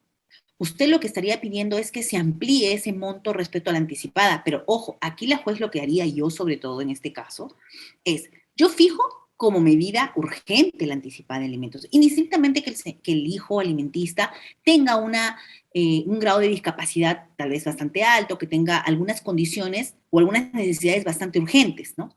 O mucho mayores a otro alimentista. La mayoría de veces que se fija la pensión anticipada dentro del proceso de violencia familiar, se fija dentro de un estándar. Se le pregunta, por ejemplo, a la usuaria, señor, ¿y el señor trabaja? No, el señor no trabaja. Ah, ya, se le da el estándar de los 350 soles, por ejemplo, en algunos casos, que eso es lo que se consigna. No, y me dicen, doctora, pero él sí tiene un trabajo, él gana, mire, su ingreso es de tanto monto. Ah, más o menos usted se hace una idea, a nivel de judicatura actuamos así, para la anticipada, porque esa no es la determinante. Usted no me puede decir, doctora, que nosotros vamos a fijar una pensión indefinida respecto al tema de discapacidad, porque como te digo, el juez, lo que yo haría era, por ejemplo, en el caso que no le remiten el certificado de CONADIS o no se le otorga un estipendio económico por parte del Estado, no por parte de la obligación de los padres, porque existen algunos estipendios económicos que se le dan a este grupo vulnerable, yo sí remitiría al ministerio al ministerio en este caso de poblaciones vulnerables, para que pueda otorgarle los beneficios o los estipendios económicos que corresponde, o que se le otorgue incluso el certificado de discapacidad, que el CONADIS tal vez a veces se demora demasiado. A mí me ha pasado y yo he dispuesto que bajo apercibimiento incluso del CONADIS, de denunciar al CONADIS por desobediencia a la autoridad. Y me lo han emitido en un 2x3. También yo he pedido que la RENIEC, por ejemplo, me otorgue un DNI a una usuaria que no tenía DNI, que ya tenía más de 10 años sin DNI, que de manera urgente y diferenciada se le dé también bajo responsabilidad. Ahora, si usted me dice, o si usted se va por el tema del monto de la pensión que se le va a dar, ojo, nosotros fijamos dentro de ese plazo tan corto la anticipada de alimentos en un monto indistintamente. Simplemente a mí yo no necesitaba que el señor tenga el certificado de discapacidad. Yo con el dicho nada más, doctora, incluso tiene, por ejemplo, un retardo leve, tiene una deficiencia sensorial, una deficiencia física, lo que fuese sin necesidad de certificación, para mí eso ya era más que suficiente para otorgar la violencia económica y como tal una medida de protección. Ojo, yo remito eso al JUEPAS letrado. En el JUEPAS letrado es ahí que analizará con un espacio mucho más amplio respecto a las condiciones del alimentista y las condiciones también, o las necesidades, perdón, del alimentista y las condiciones del obligado, ¿verdad? Entonces nosotros no podemos utilizar tampoco la judicatura de violencia para pedir aumentos respecto a la fijación de pensión anticipada, porque eso no correspondería ya. Nosotros fijamos una anticipada porque era un tema de emergencia, pero luego quien va a determinar la ordinarización de este proceso es en la vía correspondiente. Nosotros lo que podemos hacer es ejercer apercibimientos. Sí, respecto a instituciones, por ejemplo, que tienen que canalizar algunos estipendios económicos, como por ejemplo las víctimas de feminicidio. Los hijos que son víctimas de que sus padres fallecieron por feminicidio, o su madre, perdón, falleció por feminicidio, los hijos tienen un estipendio económico. Muchas veces el Centro de Emergencia de Mujer trata de viabilizar eso, pero se demora. Entonces interponen ese proceso, incluso también como parte de los hechos de violencia, y nosotros como jueces ordenamos que se emita y se haga el pago de ese estipendio económico por parte del Estado, bajo apercibimiento también de desobediencia. Esa es la opción que tenemos en ese caso. Aquí, por ejemplo, Reader, si me apoyas, por favor. Sí, doctora, damos paso a la doctora Carmen Peña. Doctora Carmen Peña, ha levantado su mano, pero no tiene opción para audio. Adelante, doctora. Avanzamos. Entonces, miren, aquí me dice, por ejemplo, Hugo Chávez Olivera, Doctora, la nueva forma de violencia contra la mujer, que es el acoso judicial a través del proceso, o el acoso a través del proceso judicial, decreto 005-2022, perfecto. ¿En qué tipo de violencia dentro de la ley calzaría? Es que ese es el tipo de violencia, estimado. Mira, vamos a buscarla acá. Justamente ese es el tipo de violencia, o la modalidad de violencia. Ojo, porque hay tipología y modalidades. Miren, vamos a compartirles acá rapidito esto. Dejar de compartir, para que ustedes lo puedan ver y puedan ver qué medida se otorga ante ellos, porque esa es la pregunta más. Doctora, ¿qué medida hago si ya identifiqué? Acá está justicia. Esto también lo hemos dictado justamente en Moyobamba. A ver, compartir esta nueva tipología. Aquí está. Miren, estas diapos también les voy a pasar a ustedes. Como le dije a River, nosotros siempre estamos actualizando las diapositivas, ¿no? Yo manejo este tema de violencia y necesitamos estar al tanto de las nuevas modificaciones. Y miren ustedes las modificaciones. Lo que nos dice acá el compañero es justamente el que está acá. El Decreto Supremo 005-2022. La última que les comenté hoy, por ejemplo, al inicio de esta exposición, fue el Decreto Supremo 010-2022, por ejemplo, que ordena la capacitación obligatoria. En el caso del nuevo tipo, que es el acoso judicial a través del proceso judicial como tal, miren, este es su antecedente. Es por este motivo que se da esa modificación. ¿Cuál es el motivo? Violencia contra las mujeres, cuando las herramientas judiciales son utilizadas indebidamente por los agresores. ¿Quién hace ese informe? La Defensoría del Pueblo, por sus 25 años. Ustedes hacen clic acá, miren en la parte de acá, y les va a enviar directamente a la página, para que ustedes no tengan problemas en ello. Y le hace una recomendación al Poder Judicial. Y justamente aquí, por esa recomendación que se le hace al Poder Judicial, es que se modifica. O sea, qué importante, miren aquí lo tengo, el Decreto Supremo 005-2022, qué importante esta actuación o esta interacción de la Defensoría del Pueblo con las modificaciones. Norma que modifique el artículo 6 y 8 del reglamento 30364. Y ustedes miran, doctora, pero los tipos de violencia ya se venían aplicando, incluso se incorporaban como violencia psicológica en algunos casos. ¿Acaso necesitamos tener una tipología o modalidad para recién emitir medidas? Y si ese tipo de violencia no es tal, entonces no se emiten. No, porque miren, en el caso argentino y caso chileno y español, tenemos la violencia vicaria, que es la violencia que también prácticamente es la violencia a través del proceso judicial. ¿Por qué? Denunciados y denunciantes, cambio de roles. Un día es la madre respecto al padre, el día siguiente es el padre respecto de la madre. O en la misma situación, en el mismo hecho, también en una comisaría hay un rol que asume el padre respecto de la madre y en la otra comisaría es la madre la que denuncia al padre. Entonces, este cambio de roles que se da y que es lo que actualmente está sucediendo, ya no es el típico caso que la usuaria llega de que su pareja la agredió, sino que tenemos una usuaria que llega indicando ello y tenemos luego un usuario en otra comisaría indicando también que él ha sido víctima de violencia. Entonces, la Defensoría del Pueblo detectó ese mal uso de la herramienta y por eso es que la Defensoría del Pueblo modifica. ¿Y qué incorpora? Artículo 8, modalidades y tipologías. ¿Cuáles son los tipos? ¿Y cuáles son en este caso, los tipos? Física, psicológica, sexual, económico, patrimonial. Pero incorpora el acoso a través del proceso judicial. Doctora, ¿y qué medidas se va a dar aquí? Por ejemplo, miren, en estos últimos casos, cuando están denunciando a los padres prácticamente por este mal uso de la herramienta, lo que se está haciendo es primero una exhortación. Yo hago, por ejemplo, videollamada a los dos, los exhorto a que eviten esas denuncias mutuas y que solamente por discusiones respecto al cumplimiento de una tenencia, por ejemplo, ¿no? Ellos dicen, quiero empezar a obstruir, porque las madres a veces, o los padres también, que no tienen la tenencia, quieren empezar a obstruir el contacto que se tiene los hijos respecto al padre que tiene el régimen de visitas. Y esta obstrucción muchas veces genera, claro, va a generar perjuicio a la víctima. Y lo que tenemos que hacer es asegurar esa vida libre de violencia. Recuerden la Convención sobre los Derechos del Niño. Y aquí lo que se emite es un primer apercibimiento respecto de que se pedirá la evaluación psicológica de los niños para poder determinar si efectivamente hay una afectación o no y qué decisión debo tener. Tal vez que ellos vivan en el entorno familiar materno o en el entorno familiar paterno, llámese abuelas, tías, etc. O si ninguno de esos ámbitos satisface, pues entonces ya la unidad de protección especial determinará si van a entrar en desprotección o no. Entonces, ha llegado el momento en este desborde de que los padres también tomen conciencia de que esas peleas constantes y denuncias, como les digo, incluso en estos casos mediáticos que se ve, pueden llegar a ellos mismos ser los denunciados por violencia. ¿Quién los denuncia? El Centro de Emergencia Mujer, la Fiscalía en algunos casos, la policía. Entonces, cuidado con eso, ¿bien?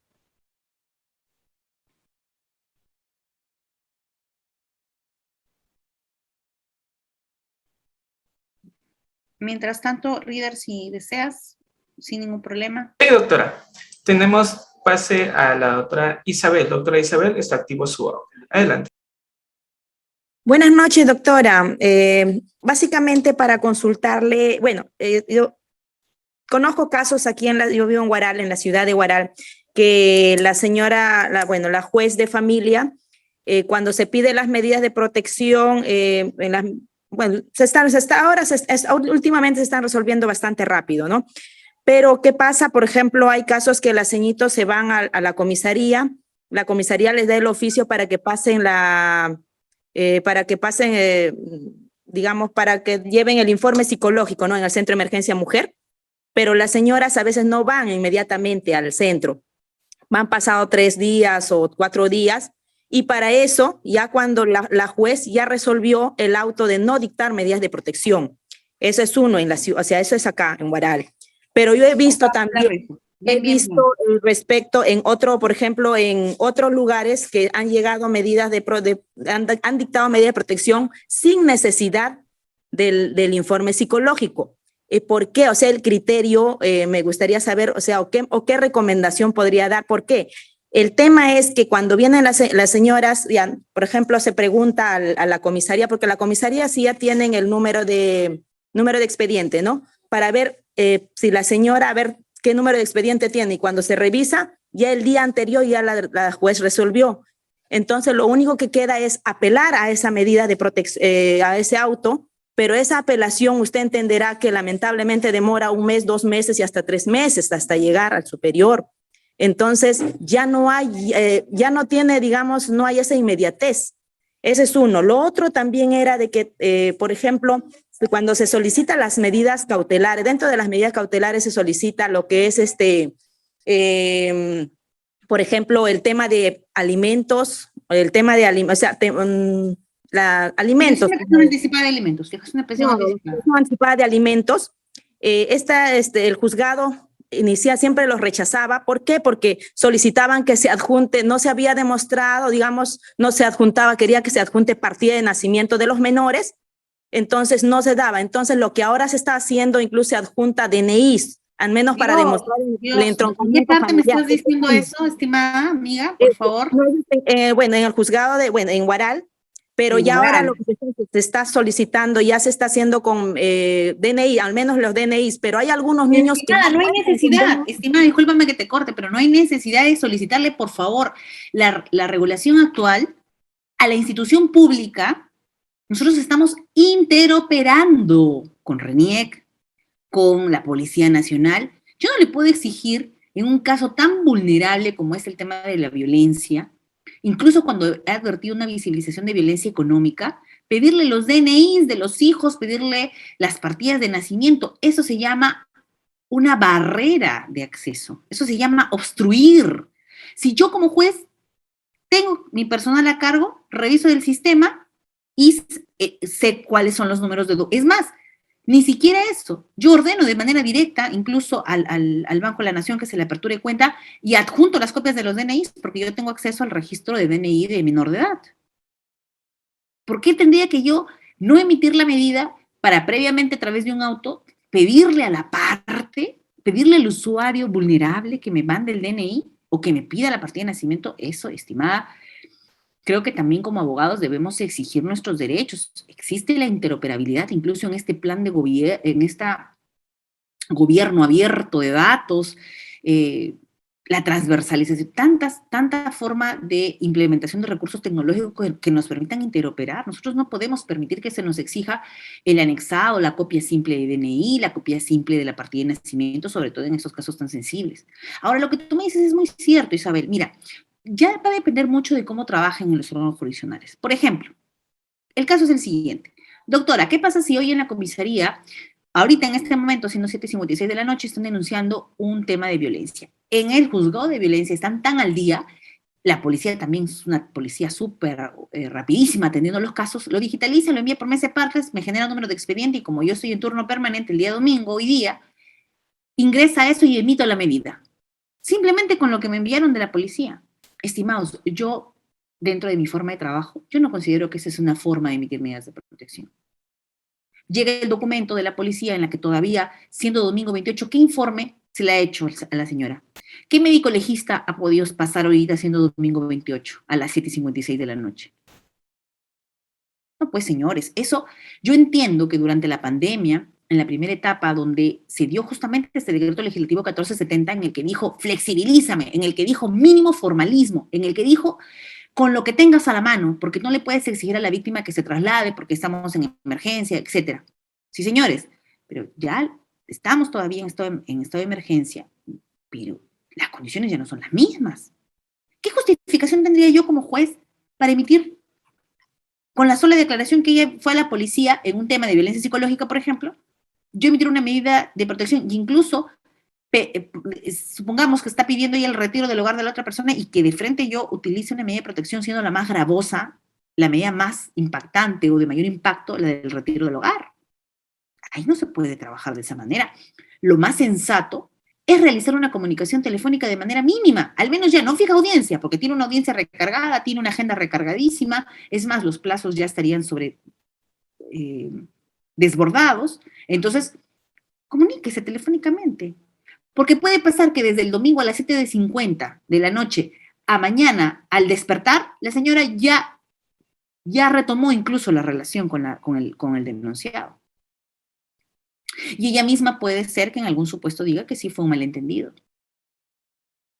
De que en realidad no le gritó y no le dijo, oye, tú no sirves para nada, solamente no me puedes traer un plato de comida, es lo único que te pido porque yo trabajo y tú no me puedes servir, es una holgazana, porque he tenido ese tipo de casos, violencia psicológica, y no me anexan ningún informe ni nada. Doctores, yo tampoco voy a decir, en ese tipo de casos, en todos los casos, ahí debería no otorgarse. No, tampoco. Analicemos el caso en concreto.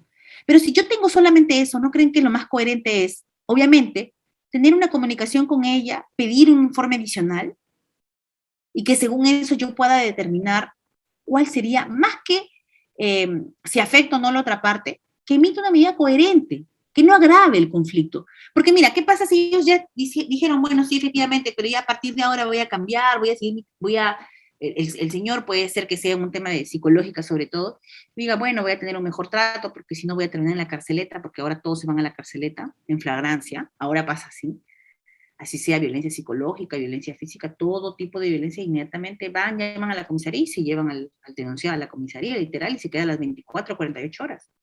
Y eso también, bueno, a mí me toca irme a la comisaría a dictar la medida ya.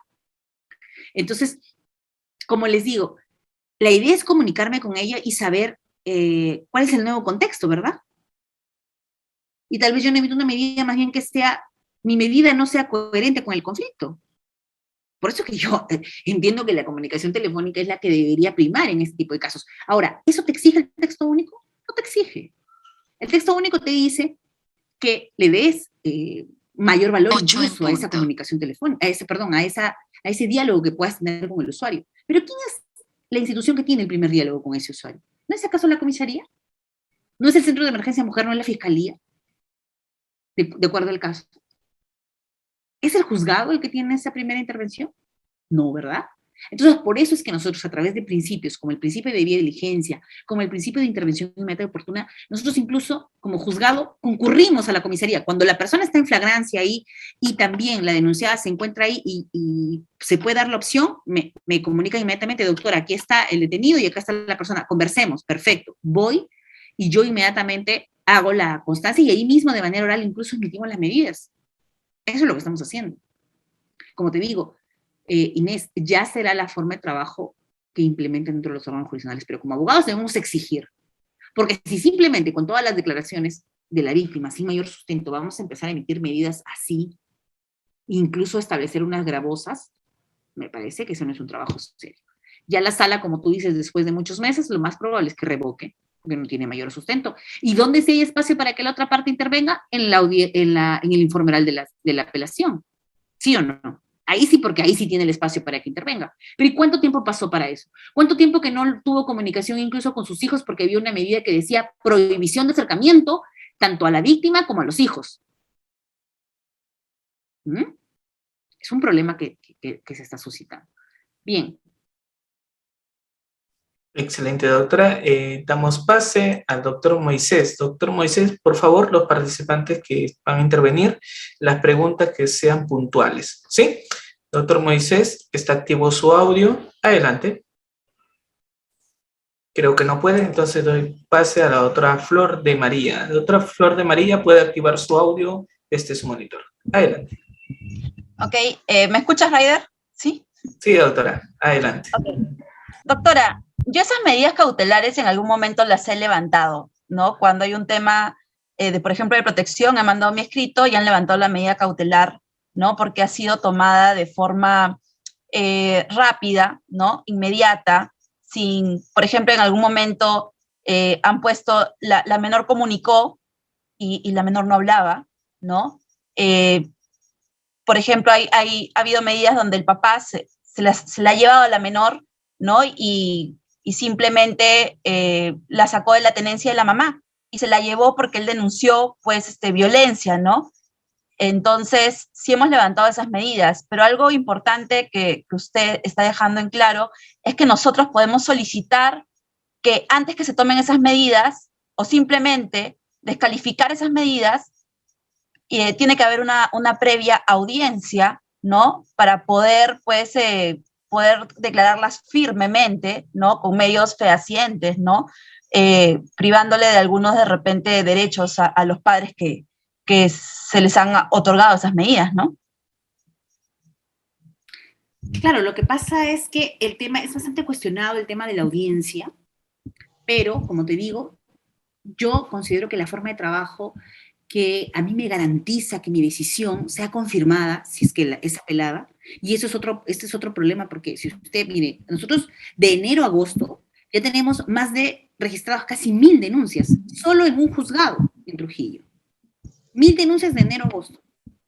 Entonces, la cantidad de apelación es mínima, tanto del centro de emergencia como de los denunciados cuando son notificados. ¿Y por qué pasa eso?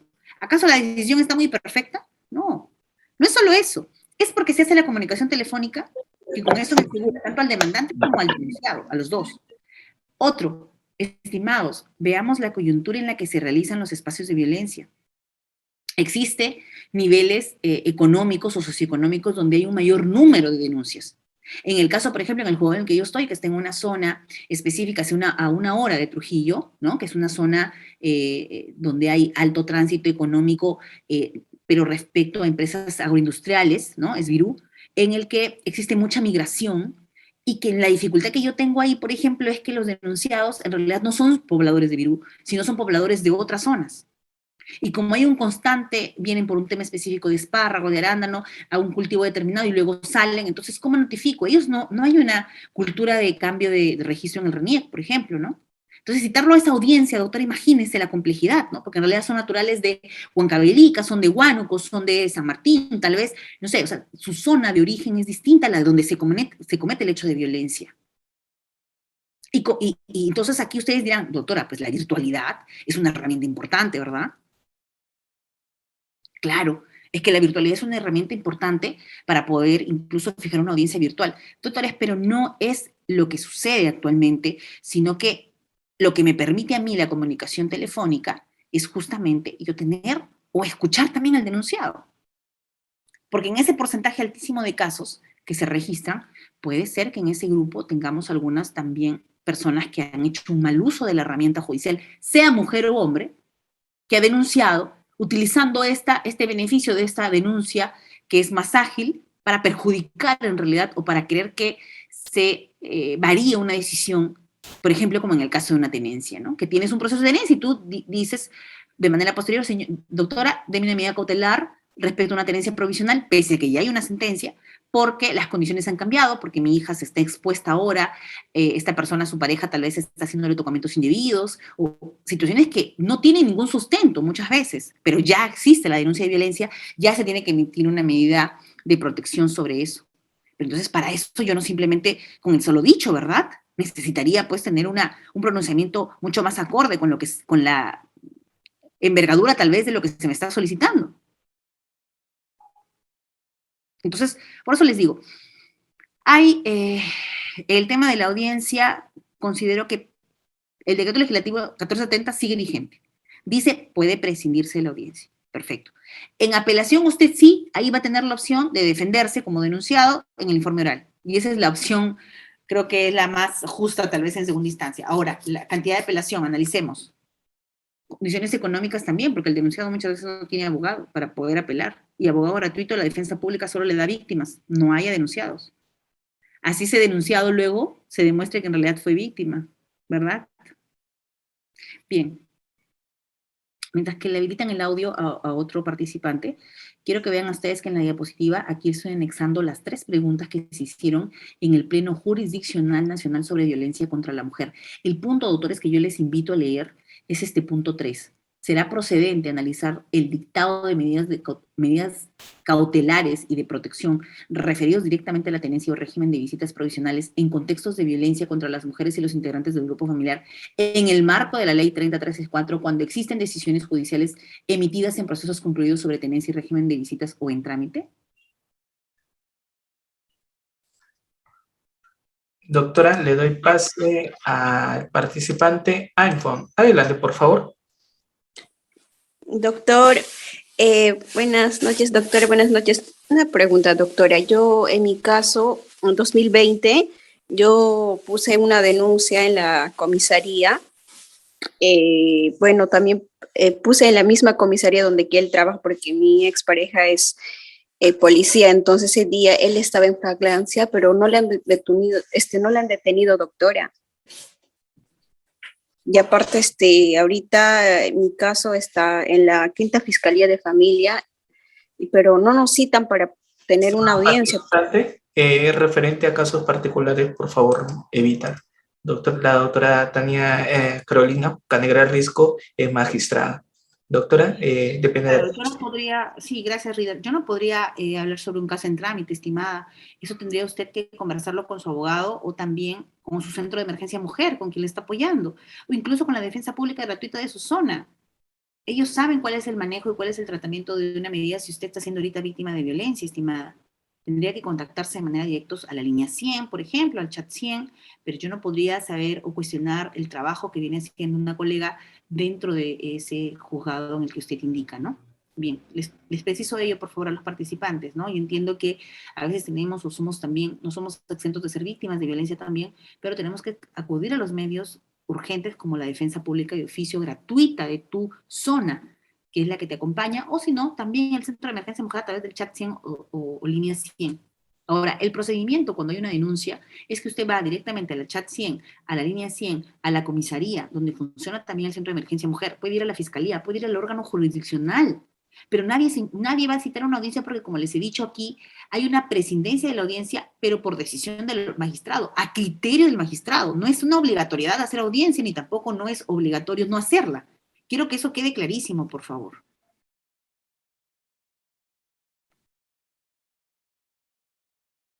Excelente, doctora. Damos paso a la doctora Telma. Doctora Telma, muy buenas noches. Está activo su audio. ¿Puede usted activar? Muchas gracias. Buenas noches con todos. Buenas noches, doctora Tania. Justo en lo que usted estaba comentando, ¿no? Sobre las comisarías, ¿no? Se ha dado muchas veces el caso de que a veces los mismos comisarios no toman en cuenta a la persona que ha sido víctima de agresión física, tanto psicológica como física. ¿Por qué? Porque ellos piensan, digamos, que solucionando, conversando con el agresor, se solucionan las cosas, ¿no? En ese caso, doctora, ¿cómo se procedería? Porque a veces las víctimas de violencia, simplemente al tener el rechazo de la denuncia, regresan con su agresor y la violencia continúa, ¿no? No solamente a la madre, sino también a los hijos. Entonces, en ese caso, ¿cuál sería el procedimiento si es que un comisario o una comisaría no quieren asentar mi denuncia? Le comento esto porque sucedió con una persona y es más, le solicitaron que traiga un abogado y la señora era de escasos recursos económicos y le dieron un abogado del Estado que lamentablemente no hizo rápido acompañar a la señora y a las finales quedó en nada. ¿Y cuál fue el destino de esta señora? Que simplemente la agresión fue tan violenta que tuvieron que llevársela a un albergue del CEN en Lima, a ella y a sus hijos. Pero para evitar esto, ¿cuál sería el procedimiento en el caso de que una comisaría no quieran atender una denuncia? Gracias. Tenía esa duda, doctora. Gracias. Mira, el mismo texto único ordenado prevé lo que es la violencia estructural o también la violencia institucional. Es el texto único ordenado de la ley 30364. Entonces, un momentito. El texto único ordenado prevé justamente eso, de que ante una no recepción de una denuncia, usted puede denunciar directamente al policía o al efectivo policial o a la comisaría en razón del comisario que está al que sea. Usted nomás necesita darle al órgano jurisdiccional el nombre de aquel comisario o aquella comisaría en donde se encuentra la comisaría, ni siquiera el efectivo policial, que se negó a hacerle el registro de la denuncia. Suficiente con eso para que se determine que había una violencia institucional o una violencia, claro, porque está incumpliendo justamente ellos no pueden, la policía, negarse a recepcionar una denuncia. Y les cuento un caso que hubo bastante complejo, creo que fue en Tumbes, donde un integrante de la comunidad LGTBIQ se acercó a la comisaría a denunciar un caso de violencia doméstica y el policía le dijo no, porque esto es una ley que protege a mujeres. Como tú eres un integrante de la comunidad LGTBIQ, no estás dentro del ámbito de protección, casi él era un juez, este policía, y no le registró la denuncia. Imaginen eso. El efectivo policial o la comisaría, ellos no pueden negarse a la recepción de la denuncia. La denuncia ellas tienen que recepcionarla. El juez, con su criterio, con su interpretación, utilizando principios convencionales, utilizando normativa interna, podrá determinar si es que es víctima o no de violencia este señor o esta persona, no él. Él no puede negarse a la recepción. Entonces es simple eso y usted puede denunciarlo a través de los canales virtuales, puede hacerlo a través de la Defensoría del Pueblo, a través del mismo órgano jurisdiccional, tiene infinitas vías para poder denunciar esa violencia. Bien, vamos a dar pase a la última pregunta por parte del público. Mientras que... Sí, doctora. Damos pase al doctor José Almeida, que no había preguntado. Adelante, por favor. Y cerramos con usted, doctor José. Sí, doctora, muy buenas noches. Doctora, justo ese es esto lo que estoy escuchando sobre su exposición, muy excelente. Ya lo felicito. Justo me pasó uno similar a lo que usted... Transmitiendo desde Tarapoto. Ajá, gracias, doctora. Justo me pasó lo que usted está en estos momentos charlando, dándonos el diálogo. No sé si también me habré excedido o no, quizás, ¿no? Quiero si usted me dé si he hecho bien o he hecho mal, ya que usted es magistrada en este punto. Lo comento. Hace unos días atrás un patrocinado de la misma comisaría acá de Cañete Imperial no quería resignar la denuncia por maltrato psicológico a su hija, ya que su mamá mamá de la niña lo había hecho. ¿Ya? Asimismo, la misma comisaría de Imperial lo mandaba al CEN para que lo asesore primeramente y lo pueda recibir la denuncia. Bueno, así lo estaban a mi patrocinado hasta que me llamó. ¿Correcto? Entonces, en esos instantes llego, igualmente, ¿no? Como todo abogado, como dice usted, tenemos que saber también proponer nuestro derecho como a la defensa de nuestros clientes. Entonces, voy de frente al mismo comisario y me dice, no, tiene que asesoría. Voy con asesoría y voy, obviamente, no como todo abogado profesional. Entonces, la asesora nos recibe, ya mi cliente le dice claramente a ella, ¿por qué no lo quiere recibir la denuncia? Entonces le digo, doctora, ¿por qué no quiere la denuncia? Es un maltrato psicológico en contra de la menor, que la mamá lo ha hecho. Bueno, con la colega que trabajaba ahí, le empezó a hacer una cosa.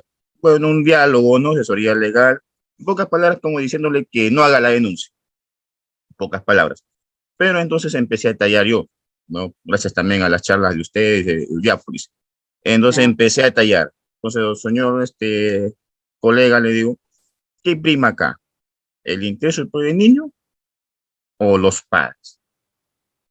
A mí me interesa la menor, el maltrato psicológico, lo que ella tiene. Ahora, si usted dice que no van a querer que mi patrocinador ponga la denuncia y que la menor se vaya con la mamá inmediatamente, agresora psicológica, de aquí a una hora, media hora, ¿qué le pasará a la menor? Ustedes no quieren decir la denuncia. Doctora, bajo responsabilidad de ustedes del CEN, que la menor se va con la mamá. Bajo responsabilidad de ustedes. Si algo le pasa a la menor, yo vengo acá y lo denuncio a ustedes penalmente. Entonces, en esos instantes, doctora, no sé qué habrá pasado, solo habrá a la misma colega nos resolvió todo y hemos propuesto la denuncia, va en camino, pero lo curioso es que ya una semana y la denuncia todavía no va al juzgado. Eso es lo curioso. Pero yo quiero que, doctora, muchísimas gracias por toda la atención. Excelente su exposición. No sé si yo quizás me habré, por decirlo, con los policías y con el del CEN, me había exagerado de repente, ¿no? De repente han sentido un poco de depresión o miedo, quizás. Gracias, doctora. Muchas gracias a usted.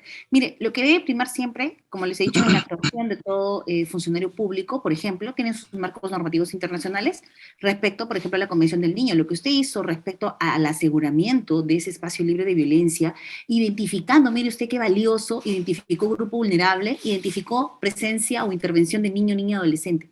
Entonces usted está en la obligación, ni siquiera es una situación en la que se le podría decir que actuó fuera de sus facultades, sino que usted está garantizando, y usted como parte del Estado, como una entidad o un representante en ese momento, en ese caso en concreto, fue adecuado el tema de que se cuide esa vulnerabilidad identificada en este grupo llamado, esta categoría, niño, niña, adolescente.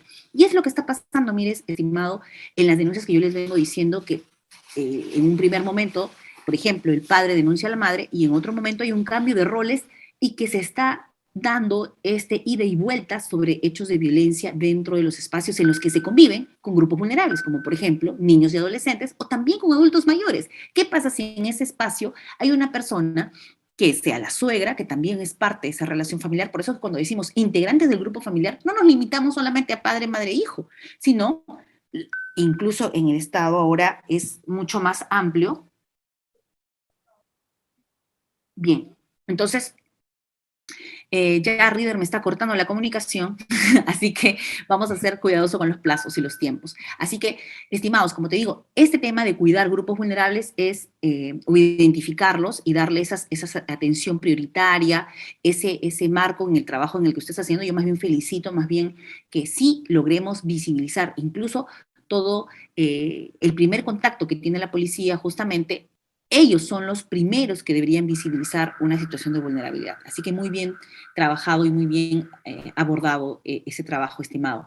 Muchísimas gracias, estimados amigos. Los dejo ya con una magistral ponencia que viene en Udiápolis, ya nos tiene acostumbrados, sobre todo en esta línea también, entiendo, del ámbito penal, ámbito civil, ámbito administrativo, gestión pública, el tema de violencia familiar también siempre presente. Así que muchísimas gracias y no dejen de conectarse. Vamos a conectarnos ahora a la siguiente ponencia, ¿verdad, Reader? Atentos. Sí, doctora, muchísimas gracias, totalmente. Pero antes de Reader, invitarlos a que me sigan en mis redes sociales. Me encuentran como Tania Carolina Bocanegra Risco y ahí publicito todos los eventos de Udiápolis. Así que ahí me encuentran, por favor, en mis redes sociales. Muchísimas gracias, chicos.